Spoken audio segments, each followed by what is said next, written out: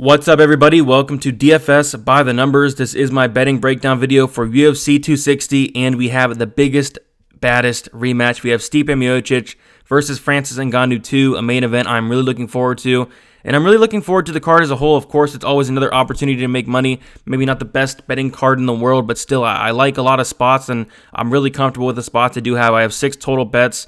I'm not going crazy on this card, but I do feel pretty good about the spots I do have, and we'll talk about all of that, and we'll talk about all the fights strictly from a betting perspective. If you do want a more further in-depth breakdown, go check out my full card breakdown video that was posted Wednesday morning, or go check out my live stream that was posted Friday. But before we get started and get into the video, if you guys can leave a like on the video, it's a big card, big main event. If we can get a lot of likes, that'd be sweet. And also subscribe if you're not subscribed yet, would be also very, very cool. So with all that out of the way, going to get into my bets personally and talk about the best bets for each fight from a betting standpoint here. So we'll start with the first fight, Azaitar versus Marc-Andre Barriault. I know it's a 10-fight card. I know people really want to put some action on some of these fights, but this is really a fight you probably want nothing to do with. I guess one way I was looking at this fight was the under 2.5, or the fight doesn't go to decision, but really I want nothing to do with this fight. I'm going to pick Marc-Andre Barriault. He is 0-3 technically in the UFC. He did beat Oscar Pajota, but he did pop for something, so that win turned into a no contest. But he really looked good in that Pajota fight. If he comes back and looks, anything like he did at all in that fight, I do think he has a very good chance of winning. Azaitar, we haven't seen the guy fight in 2 years and 7 months, coming off of a PED suspension as well. Kind of a crapshoot to start off the card. I do think it will be sloppy. I do think it will be somewhat fun, hopefully. I do lean towards the under or the fight that goes to decision, but really I find it hard to put any money on this fight personally. But I will pick Barriault, just really don't want to bet it at all. Really looking at any of the props, I don't really like any of the props as well. So big pass here. I think the smart move is passing as well. Next, we have Omar Morales versus Shane Young. Omar Morales opened at minus 185, currently minus 190. Shane Young opened up plus 160, currently plus 165. I like Morales here. I don't love the line at minus 190. I kind of feel like this, if Morales is not going to knock out here, I think Shane Young's very live to win, just based off of throwing pretty much 2-1 in the volume. I like Morales. I think he's a fantastic fighter. I think he's very dangerous, hits very hard. But the problem I don't like with him is he's very low volume. So I kind of have some concerns with Morales if he does not get that finish. And that's why I kind of like a prop. And this is going to be the first bet of the night for me. I have Omar Morales wins by TKO, KO, plus 550. Have half a unit on it. Right after I placed the plus 550, it went to plus 600, and then it got smashed down. It's sitting at plus 300, plus 320, which I still think is pretty solid value, because you're taking a minus 200 favorite to Omar Morales. I think is most likely path to victory is going to be that knockout. Is he going to get a submission? Probably not. He didn't try to sub Giga. Is he going to get a decision? Maybe. I think he could, but it's going to be very sketchy if he does get out-volumed by Shane Young for 3 rounds. So I think the knockout's very live for Omar Morales. I do think that's his most likely path to victory. Shane Young is very hittable, extremely hittable, blocks punches with his face. I think Omar Morales has a really good shot to get that knockout. But Young's tough, but although he was knocked out in his first fight, but I'm definitely going to take the shot at plus 550 all day. I know some guys got it at plus 600. Congrats to you, but either way, I think the knockout prop is probably a good way to look here. As far as the over-unders, I think even the under is not bad. I think this is going to be a war. The only thing I'd say is Omar Morales has a chin of steel, so I think the finish is more likely coming from the Omar Morales side. So I'd probably just take the Omar KO or Omar inside the distance, or just pass on the fight as a whole. Minus 200 for Morales is a little bit too steep, honestly. I wouldn't really want to pay that. I feel like this fight could play out close if he does not get that knockout, but I am leaning towards he does get that knockout. So first bet of the night, just half a unit bet on the Omar Morales by KO. Next, we have Mikhail Oleksiejczuk versus Modestas Bukauskas. I have 2 bets on this fight. Basically, it comes down to this. If Oleksiejczuk has that first round knockout, it's going to be a good night. So I do have a quarter unit, really small sprinkle on Mikhail Oleksiejczuk wins by first round KO TKO, plus 490. And I also have Mikhail Oleksiejczuk versus Modestas Bukauskas. Fight doesn't go to decision, minus 140, snag the opener there. It's now like minus 190, which I still think is pretty decent. Minus 180 on some books, still pretty decent. And it is have 1.5 units on that. So I honestly thought they'd set the over-under at 1.5 just with the style of Mikhail Oleksiejczuk, and Bukauskas has like a 90-something% finish rate as well. I see it going one of two ways. Either Mikel comes out here like he always does, trying to get that early finish, or he doesn't. He kind of gasses out. Modestas takes over as the fight goes on, and Modestas gets a late finish, because I've seen plenty of times where Modestas gets his butt kicked for 2.5 rounds and then ends up getting a finish in that third round. I think that's likely, but I think the more likely scenario is Oleksiejczuk going out there and probably getting a first round KO. So at plus 490, I'm going to take that shot all day. Just a quarter unit on it, small play, but ultimately I do have 1.5 units on the fight. Doesn't go to decision. Of course, I'd like Mikel to win the first round, but as long as someone gets finished, I will be pretty happy for this fight. Next, we have Abubakar Nurmagomedov versus Cherant Gooden. I mean, I like Nurmagomedov to win here. I think it's a great stylistic matchup. Can you trust him? Probably not. We've seen him drop the ball more than once as a big favorite. If you're on the Gooden side, probably bet him inside the distance, which is going to be at plus 450. That's not bad. Gooden by KO plus 575. Nurmagomedov has been knocked out before. Nurmagomedov has been submitted before as well. It's a pass here. It's a pretty big pass. I mean, the price tag, minus 240. I do think he wins, but how can you trust the guy? So definitely a pass here. I'm going to pick Nurmagomedov, as I do think it's a great stylistic matchup, but would I be shocked if Gooden was able to get like a late finish or something? Probably not. Just something I wouldn't really put my money on. There's 10 fights on the card. I know people probably want to get action on some of these fights, but this is another fight I probably would recommend betting. I think the decision prop earlier in the week was like plus 150 for Nurmagomedov, but people smashed it. It's now plus 115. I really don't think there's value on that now as well. So a big pass for me as far as a pick. I'll go with Nurmagomedov, but really don't want to put money on it. Next, we have Alonzo Menifield versus Fabio Cherant. I like Menifield to win here. I'm pretty confident in it. Cherant did not look like he had the best weight cut at all. And just going back and watching the tape on Cherant, it's, you know, he has no knockouts on his record. He does a lot of backing up, a lot of running away. He's so low volume. In his Contender Series fight against Oleksiejczuk, he landed like 6-7 strikes in 6 minutes of fight time until he got knocked out. I know people hate Alonzo Menifield. I know people are trying to fade this guy. This is definitely not the spot. I mean, maybe against William Knight, but this is not the spot. Menifield, if he really drops the ball in this fight, they probably should cut him, because this is such a winnable fight. A path to victory for Cherant, I mean, I really don't know. Is he going to survive the first round? But even then, like, how good is Cherant's gas tank going to be after that really tough weight cut? It didn't look like he had the best weight cut. Looked like he really struggled there. So I like Menifield. I think the most likely scenario is that first round knockout. Minus 300. Honestly, people are going to disagree with this, but I think it's fair, honestly. Am I going to bet it myself? Probably not. I was looking at some props. I think Alonzo Menifield first round KO. If it's a decent price, I'd look at that. Alonzo Menifield by KO minus 140. It's decent, but I'm going to ultimately pass here. I'm going to just load up on DraftKings on Menifield, honestly. But I was looking hard at that first round prop, but I kind of have a fear of Cherant backing up, doing a lot of running away, like he does in a lot of his fights, and maybe the action isn't engaged as much as I'd like to, and it kind of does get extended. So that's my concern. That's why I'm passing, but I do lean Menifield pretty highly, and if I was to do a parlay on this card, which I'm definitely not, Menifield would be in that parlay more than likely, but this is definitely not a parlay card. All right, Conor Worthy versus Jamie Mullarkey. I like the fight doesn't go to decision. I like the under. I was hoping more money would come in on the over and the fight goes to decision, but at minus 170, probably going to pass. The thing is, Conor Worthy has never lost by decision. I think he has like 24-25, something like that. Fights on his record, never lost by decision, 6 knockout losses, 1 submission loss. Jamie Mullarkey has been knocked out in 2 of his 4 losses, and Worthy is a finisher. Mullarkey gets hit a ton. As far as picking a winner, I'll go Worthy, because Mullarkey, first of all, had a bad weight cut, it looked like. He did not look great on the skills. And second of all, I think the physicality is going to be pretty decently in the favor of Conor Worthy. We've seen Mullarkey get reversed by guys like Brad Riddell, the striker, Zion, the striker. Zion and Riddell even took him down. So I think Worthy is very live for a knockout here, as you know, because of how hittable Mullarkey is, and you know, guys like Brad Riddell and Zion weren't able to knock him out. But I do think Worthy has some serious power, so I'm going to take Worthy. Worthy by knockout plus 210. It's not awful, but again, I'm trying to pick my spots here. Had a really big night last week, and not trying to give it all back. So I think Worthy by knockout is how I probably look where the fight doesn't get to decision, but hard pass here. Speaking of hard pass, we have Miranda Maverick versus Jillian Robertson. I was looking originally at the under 2.5. I think it was like plus 140, plus 145, plus 150.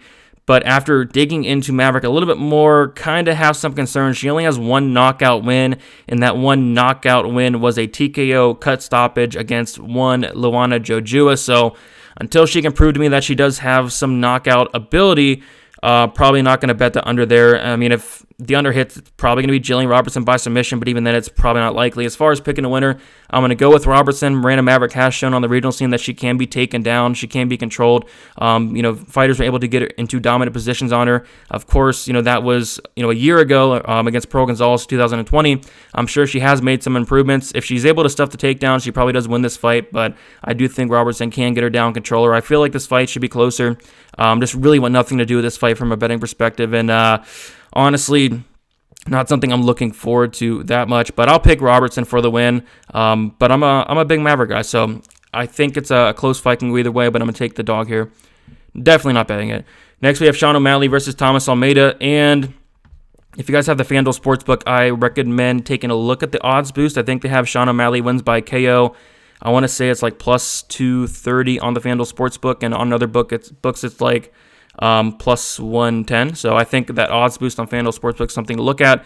Not an official play for me, but I do have an official play on the fight doesn't get to decision. It's going to be my biggest play of the night. I have 2 units on Thomas Almeida versus Sean O'Malley. Fight doesn't go to decision.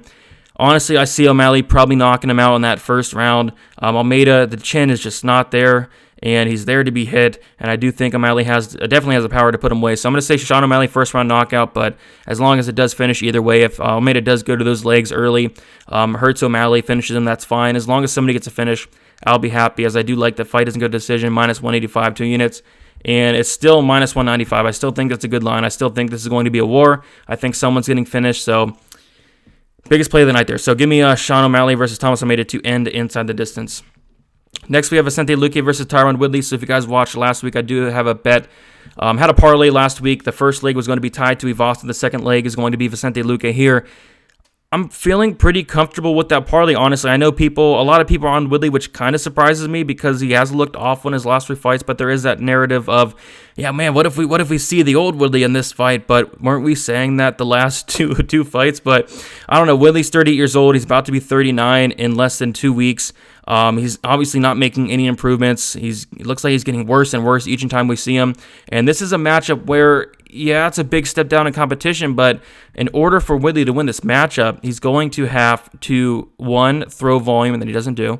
2, maybe get takedowns, but he only has 3 takedowns in his last 11 fights. Remind you, a lot of those are 5-rounders. It's just not something he does.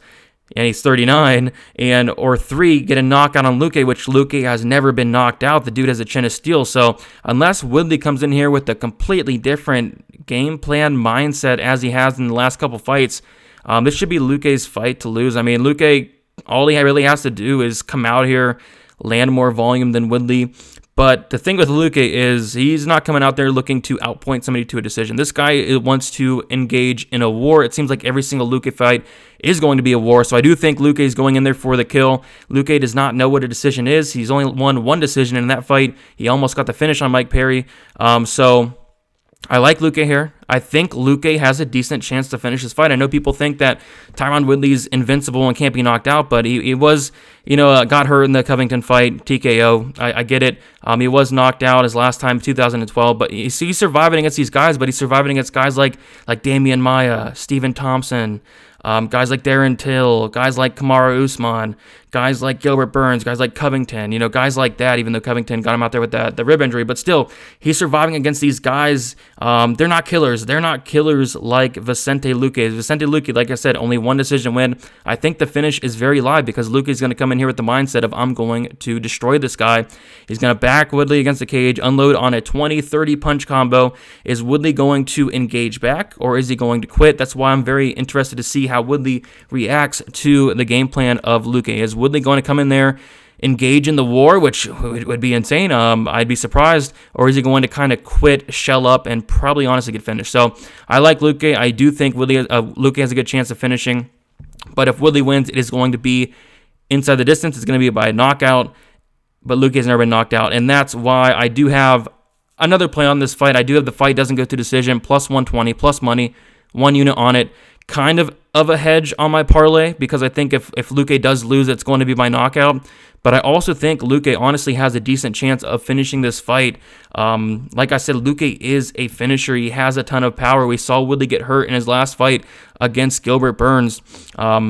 He's 39 years old, so I do think Luque, being almost 10 years younger, has a good shot of finishing here. But on the flip side, a hedge, because if Woodley does win, it will be because he's the first person to knock out Vicente Luque. But yeah, give me Luque. I think he does win pretty comfortably here.